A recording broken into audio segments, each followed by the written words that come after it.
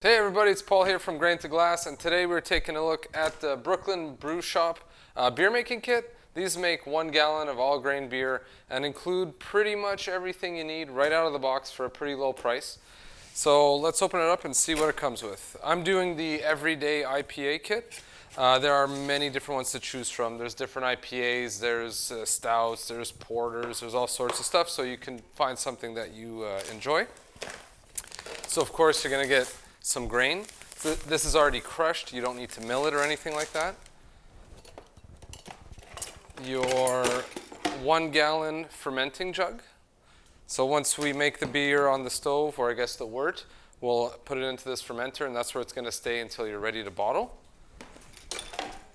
The airlock, siphon and tubing, so that's how you'll get it out of here and into your beer bottles. Thermometer. When we put the grain into a pot with some water, you're going to want to know roughly what temperature that is, so it's nice that they include that. Some hops. Some sanitizer. Very important that all your equipment is clean and sanitized before you use it. Some yeast. Can't make beer without this. And then just a clamp for the siphon as well. So that's basically everything you get here, which is most of what you'll need to make this. You will need some sort of brewing pot, or just a soup pot would be fine. This one's pretty big. I think it's around 16 liters, and to make these kits you probably only need something about 8 or 9. So it doesn't have to be quite this big. Some other stuff I would recommend purchasing as well. Some more sanitizer. You can never have too much of this. Some sort of grain bag. It could be something like this guy here, like a muslin bag or a nylon bag. But in the instructions, they recommend just adding the grain into the pot with the water and then straining it later. That would work totally fine. If you want to do that, that's fine. I just think having the grains in a bag will just make the process a little bit easier. Some cleaner. Once you use this equipment, you can't just sanitize it. You do want to buy a cleaner. This is Diversol. It's relatively inexpensive. You could use something like PBW, or there's lots of other cleaners, but basically you want a cleaner and then a sanitizer. A funnel, just so that when we're done with making the wort in the brew pot, we can add it into this jug without needing to siphon or anything like that. We can just use a funnel. And then finally, on bottling day, obviously you will need some bottles. They are not included.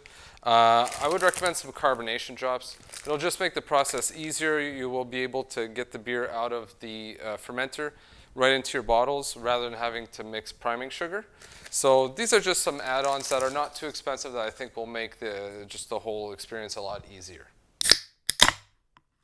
Okay, so the first step is we're going to add roughly 2.4 liters of water into this pot and then heat it up to 160 Fahrenheit. Another thing to mention, the instructions are not in the box, but if you go to their website, the instructions are there. I guess just to save on paper, it's good for the environment. You'll also probably notice during this video that the way I brew is a little bit different than what they do. Pick whatever works best for you.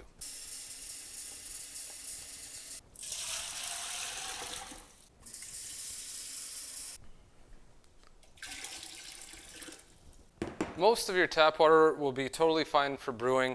You do want to try and remove the chlorine either with a carbon filter or with a little piece of a Camden tablet.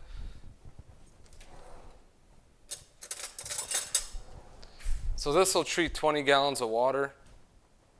So we don't need very much at all. Just a little piece. We'll crush it up. Just stir that in there. If you're on a well or if you have a water softener, I would recommend just buying some water instead.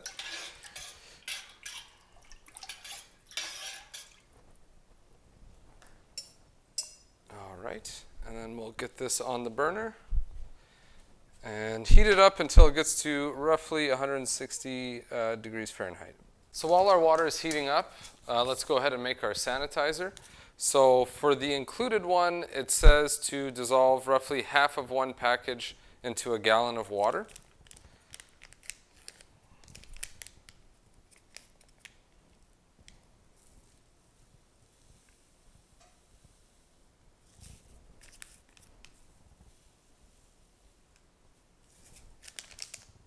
Okay, that should do it. And then save the rest. You'll use it for sanitizing your bottles and other equipment you'll use when you're bottling.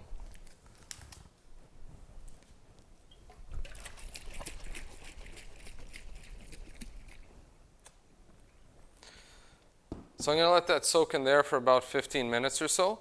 And then I'm going to use this solution and soak my funnel in it to make sure that's sanitized.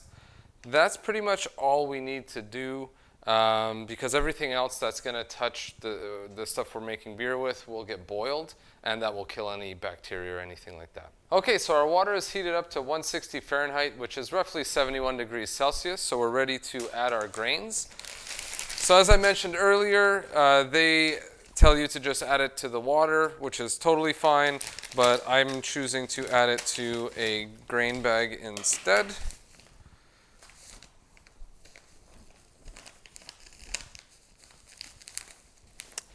And there's going to be a little bit of powder that's going to fall out, so just to avoid making a huge mess, I'll pour it into here.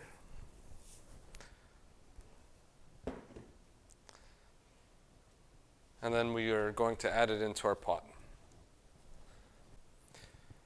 Okay, so of course make sure that the burner is off at this point. You might even want to take it off the burner completely if it's still hot. And then you're going to want to stir the grains. Let me see if I can make it so you guys can kind of see a little bit better. So it's almost like oatmeal right now. And you want to stir it really well because the grain tends to clump together and form these dough balls. And in the center of those, there won't be any water. So you're not going to get the proper conversion, which means your beer won't be quite as strong as it's supposed to be. So I'm just going all over, making sure we got all those dough balls out of there. And this is where, if you weren't using a grain bag, stirring it would be a little bit easier. But I just don't want to deal with having to strain the grains out after, so I'm using this bag. I'm just going to loosely tie this.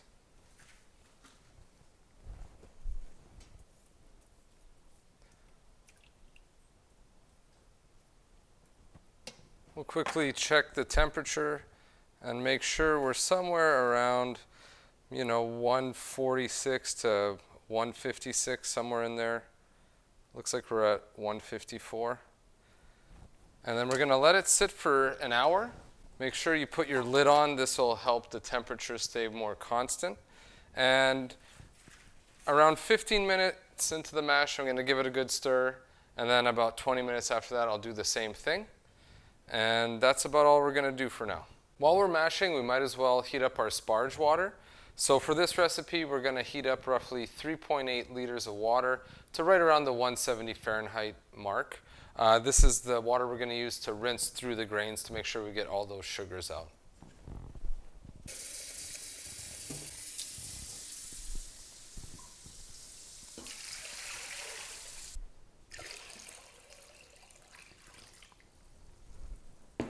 And same thing, I'm going to crush up just a little tiny piece of Camden tablet, get rid of the chlorine in the water.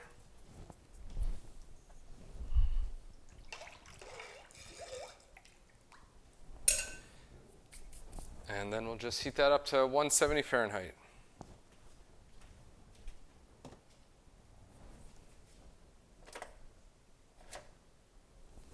So we've been mashing the grains for 60 minutes, and now we're ready to sparge. My sparge water is already heated up. If you were following the Brooklyn Brew Shop instructions, you're not using a grain bag, and they just have you using like a mesh filter or something to separate the grains from the wort. We're using a bag, so what I'm going to do is grab a kitchen glove, because this is going to be hot, and a colander. I'm going to lift the grain bag out.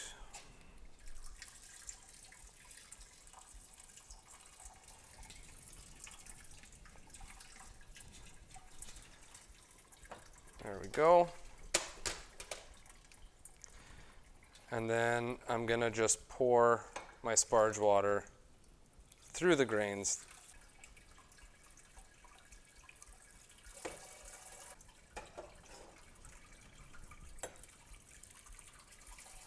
We'll just do that with all of our sparge water, and we will start to get this to a boil. And then once the majority of the liquid has gone through the grains and into your pot, you can remove the grains. Then we'll just wait for this to get to a boil. Before it starts boiling, right before, you're going to see like a white film start to form. And if left unchecked, especially if you have a smaller pot and the liquid's close to the top, that can boil over. So what you can do to mitigate that is just keep just some cold water on hand. And if you see it start to come up, just pour a little bit of cold water. Or you can also get a product called Firm Cap, and just adding a couple drops of that to the wort before it starts to boil will help prevent boilovers. So we'll just wait for this to get to a boil. Okay, so we're at a boil, and now I'm just going to turn down my element here. You just want to keep like a gentle rolling boil. You don't want it like boiling like crazy. Your boil-off's going to be too high. So I went from basically max, I got it down to about 6 right now, and then we can kind of adjust it lower or higher if we need to. The recipe we're doing today, so this is going to be a 60-minute boil. Sometimes you boil for longer, sometimes less. 60 minutes is pretty standard. So we're going to start a timer for 60 minutes. And this recipe calls for adding Columbus hops at the beginning of the boil. Oh, there's a package inside the package. I did not know that.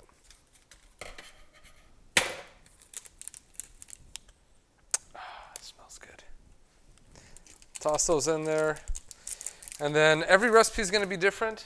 This particular one has also some Cascade hops that we're going to add 3 times during the boil. So 15 minutes from now, 15 minutes after that, 15 minutes after that. So we'll just wait for the hour and just add the hops, as per the instructions. All right, so we've reached the end of our boil. Now it's time to chill the wort. So what I've done is filled my kitchen sink with cold water and some ice cubes. Then we'll just submerge the pot in an ice bath. So now we have the pot in the sink in an ice bath. Just add a bunch of ice to that water, keep it nice and cold. And what you want to do is just grab like a sanitized, spoon or spatula and just stir that wort while it's chilling. It's going to speed up the process quite a bit. And then once you get to somewhere around, 18 Celsius, give or take, then we'll be ready to transfer this into the fermenter. Shake it a little bit.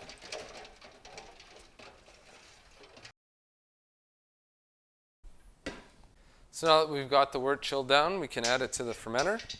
So I'm just going to pour it into this funnel here. You could use a siphon or something like that if you wanted to.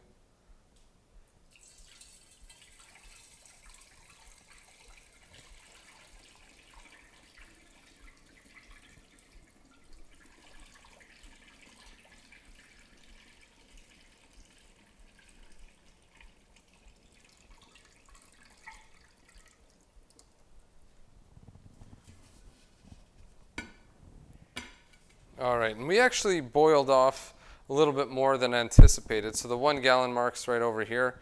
We're a little bit short. So I'm just going to get some cleaned, dechlorinated water and top it up.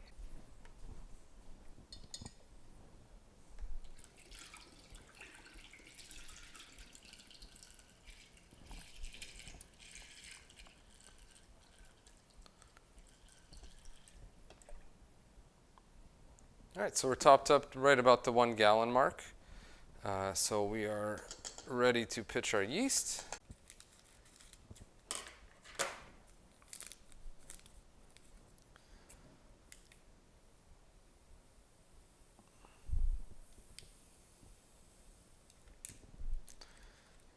All right, and the instructions tell you to grab this and shake it.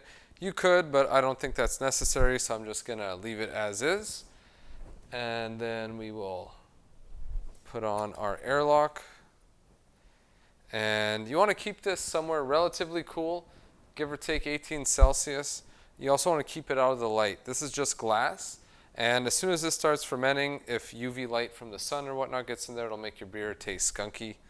The other thing to take into consideration is that the first 3 or 4 days of fermentation is when it's going to be the most active. You're going to see a lot of foam forming up.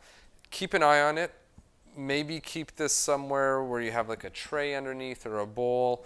If it starts to foam up out the top, you can use the siphon tubing included and just insert that into here, and then grab like an empty, a wine bottle, beer bottle, growler, something like that. Fill it halfway with sanitizer, and then just plunk that in. That way, if anything starts to come out, it'll just go down into that vessel. And then as soon as it starts, fermentation starts being as active, you can switch back to your airlock. So I'm just going to start with my airlock and just make sure I keep a good eye on it, and then just switch it over. That's pretty much it. So you're going to want to keep it, somewhere around 18 to 20 Celsius. Ideally, could be a little bit hotter or lower, but that's, for my preference, it's 18, 20 Celsius. Let it sit for roughly 2 weeks. At that point, you should see no bubbles coming out of your airlock, and it will be ready to bottle. So once we get to our 2-week mark, we'll do another video of showing you how to bottle your beer. Thanks for watching, and please subscribe for all our future content.